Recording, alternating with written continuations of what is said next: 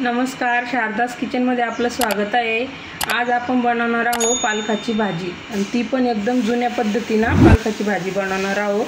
कशी बनवायची चला तर बघूया। अशी भाजी माझी आजी बनवायची। हे बघा, इथे ना दोन छोटे छोटे गड्ड्या पालकाच्या मी घेतल्या होत्या। त्याला एकदम स्वच्छ करून घेतलं, निसून घेतली आणि अशी बारीक कापून घेतलेले। पहिले 2 पाण्यात धुतले, आता परत पाणी टाकलेलं आहे। आता आपल्याला या पाण्यातून काढून भाजी नाही व्यवस्थित धुवायची, खूपच खराब असते अशी, पण हलक्या हाताने धुवायची, अशी रगडून रगडून नाही धुवायची।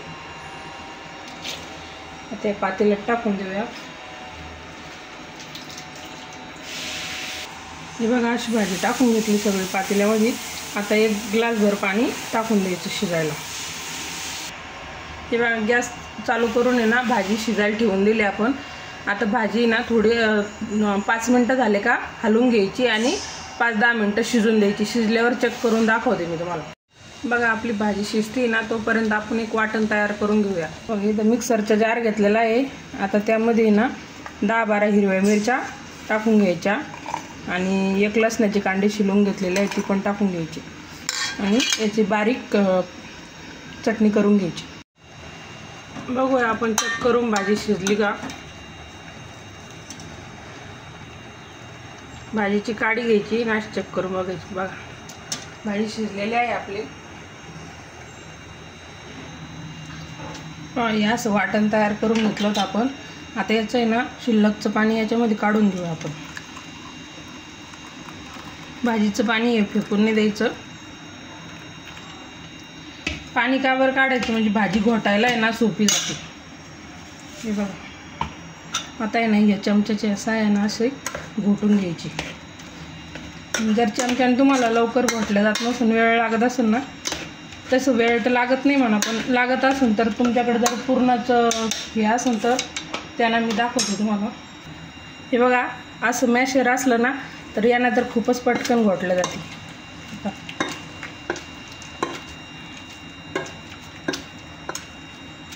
अशी घोटून घ्यायची मस्त भाजी।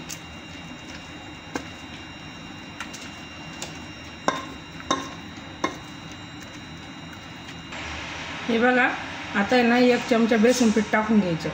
बेसन पीठ टाकल्यामुळे ना भाजी आपली मिळून येते आणि मस्त पाणी पाणी एकीकडं हे एकीकडं असं होत नाही, एकदम एकसारखी भाजी दिसती छान मस्त आणि चवीला पण खूपच छान लागते। पालकाची भाजी तर सगळ्यांनाच माहिती आहे आपल्या शरीरासाठी किती हेल्दी असते। त्याला व्यवस्थित मिक्स करून घ्यायचं।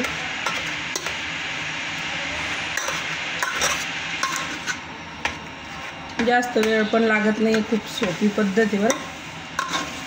हे बघा, ही चटणी आणि पाणी याच्यात टाकून द्यायचं। आता भाजी तुम्हाला किती घट किती पातळ हवी असेल त्यानुसार तुम्ही पाणी टाकून घ्यायचे भाजीला। मिक्सरचं जार ही सोडून पाणी टाकते। हे बघा, मी इतकं पाणी टाकलेलं आहे। अशी पतली केली, पण ही ना बेसन पीठ टाकल्यामुळे ही शिजून घट्ट होती भाजी, तर मग तुम्हाला दिसेना जातं पुढं। हे बघा, इथे ना थोडेसे शेंगदाणे मी अर्धा तासासाठी भिजत घातले होते पाण्यामध्ये। आता हे शेंगदाणे पण याच्यात टाकून द्यायचे। हे शेंगदाणे टाकले ना तर भाजी खूपच भारी लागते, मस्त खाताना आहे ना दाताखाली येते, खूप मस्त लागते। आता आहे ना आपल्याला 5 ते 7 मिनिटं शिजून घ्यायची ही भाजी। चवीनुसार मीठ टाकून घेऊ।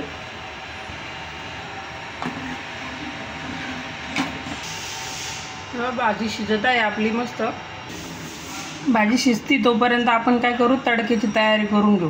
हे बघा, 1 चमचा तेल टाकलेलं आहे तडका पॅनमध्ये आणि इथं 1 कांडी लसूण मी बारीक कट करून घेतलेला आहे शिलून। आता आपल्याला याला तळून घ्यायचं आहे। बघा, गॅसवर असं ना लालसर होऊस्तर तळायचं आहे लसूण आपल्याला चांगला। तुम्हाला माझ्या रेसिपी कशा वाटतं कमेंट करून मला नक्कीच सांगा, जा प्रोत्साहन मिळतं मला। बघा, लसूण तळत आहे आपलं मस्त। बघा, आपली भाजी ना शिजलेली आहे मस्त। बघा कशी घट्ट झालेली आहे, पतली होती ना शिजून घट्ट झालेली आहे। हे बघा, आपलं लसूण पण चांगला तळलेला आहे। आता गॅस कमी करायचा आणि हे असं झाकण ठेवून फोडणी देऊन घ्यायचं। फ्राय करून घ्यायचं त्याचा. सॉरी, तडका देऊन घेऊया.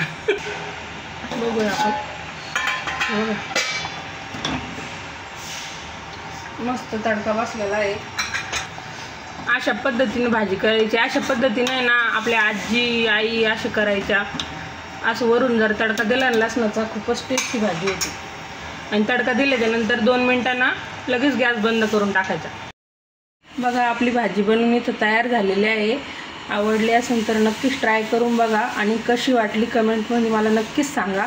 व्हिडिओला लाईक करा, शेअर करा. भेटूया आपण नवीन रेसिपीसोबत पुढच्या व्हिडिओमध्ये.